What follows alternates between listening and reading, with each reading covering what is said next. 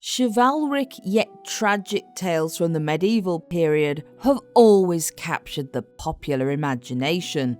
Shakespeare even grabbed onto this trend with his doomed lovers, Romeo and Juliet. But in 14th century Portugal, there was a real-life royal mistress who would be part of a tragic love story, as well as becoming a queen after death, Inês de Castro. Inês was born around 1325, the daughter of Pedro Fernandez de Castro, a Galician noble and Lord Steward of Lemos and Sarria, and his mistress, a noblewoman called Aldonza Lorenzo de Valadares. Inês was born in the Kingdom of Galicia, in the northwest of Spain, which had largely resisted the power of the Castilian and Spanish courts. Despite being an illegitimate daughter of de Castro, Inês would still have had a privileged upbringing.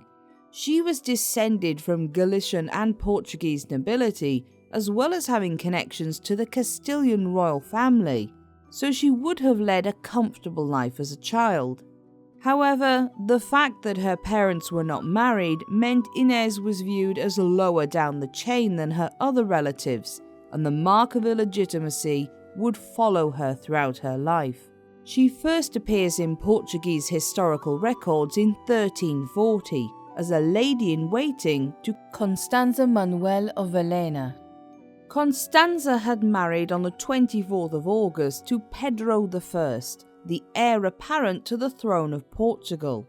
And the young couple should have started off with a happy start to their married life, except there was one problem. When Pedro met his new bride's ladies-in-waiting, he apparently fell instantly in love with Inês at first sight. Whether Inês fell equally in love at first sight or simply saw her opportunity is not really known, but it wasn't long before the two were lovers. Many princes and kings had mistresses, but to the irritation of Pedro's father, King Afonso IV, Pedro began to neglect his new wife in favour of his new lover. No doubt this also caused friction between Inês and Constanza, as the two women had been companions since childhood when Inês was sent to the Castilian court, but nothing is noted of what they both thought of the situation. This was a huge issue for two main reasons. The first was that for each night Pedro went to Inês's bedchamber, he wasn't visiting Constanza's, and so the chance of conceiving a legitimate heir grew slim. The second was that being involved with Inês threatened bringing the Castilian nobility back into the reach of power, something that his father Afonso definitely didn't want. It wasn't long before Inês's family took advantage of her new relationship, and her brothers quickly became friends and close advisors of Pedro. This, of course, only worsened the situation, as her brothers advised against anyone who wanted rid of them. Afonso wanted to keep the independence of Portugal, rather than having it swallowed up into the growing influence of its neighbours, and Pedro's choice in advisors threatened that.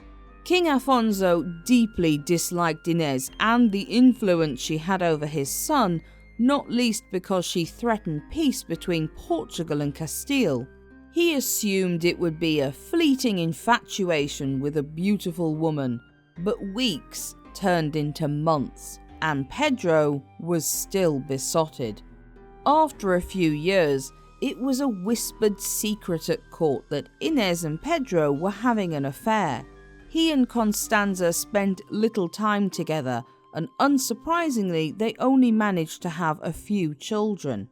Their first child was Infanta Maria, a daughter born on the 6th of April 1342, followed by Luis in 1344, who sadly only lived for a few days. Finally, the following year, Constanza gave birth to the future heir to the throne, a son named Fernando, who was born on the 31st of October 1345. In an attempt to keep Inês from her husband, Constanza tried to suggest her as godmother for their daughter Maria. This would technically, in medieval terms, have made her a close relation of the family, and it would have been morally wrong for Pedro to have continued an affair with her. It didn't stop them. But soon there would be a dramatic change to the situation. Constanza died. There is some debate over the real date of her death, however. The traditional date for her death is the 13th of November 1345, a few weeks after little Fernando was born. However, some near-contemporary accounts and modern historians suggest that actually she may have died as late as January 1349. This would have coincided with another daughter named Maria after her elder sister, and Constanza would have died of postpartum problems. Either way, it would appear Pedro now had a firm plan in mind for his next move. He wanted to marry Inês. In 1344, Afonso had attempted to separate his son from his lover by banishing Inês from court, but Pedro had followed her back to Galicia, so it was decided to allow Inês to return to Lisbon the following year, as it was better to have an eye kept on both of them rather than allowing the couple to meet in secret away from Afonso's influence. But marriage was a very different thing. Aside from still not wanting Inés's family to gain power, there was another reason the king didn't want her for a daughter-in-law: her illegitimacy. No matter how much Pedro loved her, Inés was not viewed as an equal due to her parents not being married and therefore not a suitable consort for a future king. Afonso was determined the marriage would not go ahead and forbid his son from doing it. But he could not prevent Pedro from living with Inés as though they were married, and they set up a household in Coimbra together. It was here they would have 3 children together: João, a son born in 1352, Dinis, their second son born in 1353, and finally their daughter Beatriz, born a year later in 1354. If Inés had been Pedro's lawful wife, it would have been the perfect family setup. Except that Pedro was now also spending more time with his new children, overseeing his firstborn son Fernando, who was also quite a sickly child. Added to this was Pedro's continued closeness with Inés's brothers, and King Afonso worried that his son would be dragged into the conflicts of Castile. He even feared civil war could be kicked off in Portugal if Pedro attempted to move his legitimate heir to be with him in Coimbra. The situation could not continue forever, but the way it would change was shocking in the extreme. The rift between Afonso and Pedro grew ever wider as the years passed, and in 1355, the Portuguese king decided he was going to act. On the 7th of January, shortly after the birth of their daughter Beatriz, Afonso planned to have Inés removed permanently. He sent 3 assassins, Pero Coelho, Álvaro Gonçalves, and Diego López Pacheco, to the monastery of Santa Clara a Velha, where Inés was. With no regard for the outcome, the 3 men beheaded her in front of her children. The horror of this cannot be imagined. There is a legend that the assassination actually took place in their palace at Quinta das Lagrimas, where there is now a hotel. Apparently on the spot where Inés was murdered, her tears created the fountain that is now on the spot, known as Font das Lagrimas, and her blood stained the stone base. Her ghost supposedly haunts the estate, crying and looking for her lost love Pedro. Regardless of where she died, Pedro was heartbroken and swore revenge. He revolted against his father. Ironically, Afonso's actions had apparently been done to help prevent a civil war, and yet that was exactly what happened. This conflict would continue until 1357, when Pedro's mother, the Queen Beatrice of Castile, stepped in and attempted to reconcile her husband and son. While it's highly doubtful Pedro actually changed how he felt towards his father, the sense of not tearing his future kingdom apart was obvious, and Afonso and Pedro at least publicly reconciled. But in May 1537, Afonso died and Pedro became King Pedro I of Portugal. He wasted no time. He ordered the 3 assassins be found and brought before him.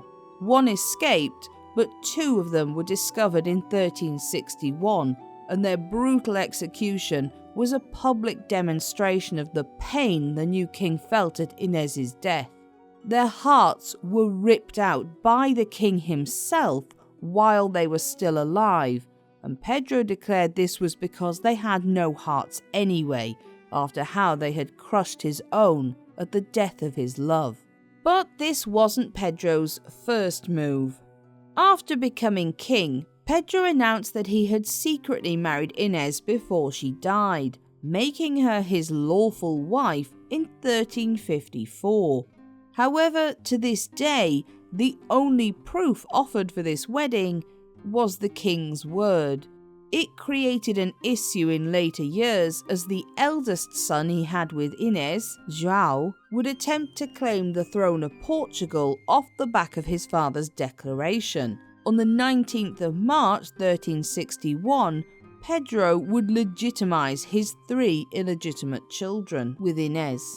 But some sources say another event happened, and this is where things get a little weird. Even though it had been 2 years since Inés's passing, Pedro apparently had her body exhumed and her corpse dressed in luxurious clothing, coronation robes and rich jewels, before being brought to the court at Lisbon. There he had her crowned, her body sat on a throne, and declared Inés was the posthumous Queen of Portugal. In order to really push this home to the assembled courtiers and ambassadors, he then stated the nobles present had to swear fealty to their new queen by lining up and kissing her decaying hand. It does sound like something out of a horror film on the one hand, but on the other, it shows a king who was truly suffering from a broken heart and grief, attempting to right the wrongs done to his lover. In short, it was the last romantic gesture he could make to Inés. However, the truth is that this event probably never really happened, as the first mention of it was in a play in 1577. Chances are, if it had really happened at the time, there probably would have been a lot of sources talking about it. Whatever the truth, Inés's body was brought to the monastery of Alvesgaspar and reburied in an ornately carved marble tomb. It's much more likely that her body was exhumed and simply brought straight to the royal monastery, without the grisly coronation kissing hand ceremony in between. Pedro also had a tomb made for himself near Inés's, with them facing each other, apparently so that when the Last Judgment came, they would rise up and see each other. The tombs were carved with scenes from their life together, and with a promise from Pedro with the words, "Até ao fim do mundo," until the end of the world. Unfortunately, Pedro himself would have a fairly short reign, dying in 1367 and being succeeded by his legitimate son Fernando. Sadly, Fernando's ill health followed him into adulthood, and he also made a lot of decisions that many around him didn't agree with. He died on the 22nd of October 1383, most probably from being poisoned. As he had no sons to take the Portuguese throne, there was a succession crisis, and Pedro's announcement years earlier of his supposed marriage to Inés meant the door was open to his children with her attempting to take the crown. João, the eldest son, made a play for the throne, but documents were apparently produced showing the Pope had rejected the claim that Inês and Pedro's 3 children were legitimized. This allowed another of Pedro's illegitimate children with a different mistress, who he had met after Inês's death, was able to come forward instead, João of Aviz. João of Aviz became John I of Portugal and would go on to have a fairly successful reign, marrying Philippa of Lancaster, one of John of Gaunt's daughters. The legacy of Inês and Pedro would continue, however, over the coming centuries.